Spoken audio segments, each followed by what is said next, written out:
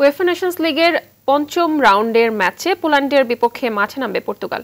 পোর্তোতে match শুরু হবে রাত 1:45টায়। হেড টু হেডে দলের শেষ 5 বারের মুখোমুখি দেখায় 2 বার জয় পেয়েছে পর্তুগাল। বিপরীতে 3টি ম্যাচ হয়েছে ড্র। 1 নম্বর গ্রুপে 4 ম্যাচে 10 পয়েন্ট নিয়ে শীর্ষে আছে ক্রিস্টিয়ানো রোনালদোর দল। এদিকে লিগে 4 নম্বর গ্রুপে স্পেনের বিপক্ষে মাঠে নামবে ডেনমার্ক। 4 ম্যাচে 10 পয়েন্ট নিয়ে শীর্ষে স্পেন। সমান ম্যাচে 7 পয়েন্ট নিয়ে টেবিলের 2 নম্বরে আছে ডেনমার্ক। হেড টু হেডে শেষ 5 ম্যাচে এগিয়ে স্পেন। 1 ড্রয়ের বিপরীতে 4টি জয় নিয়ে মাঠ ছেড়েছে স্প্যানিশরা।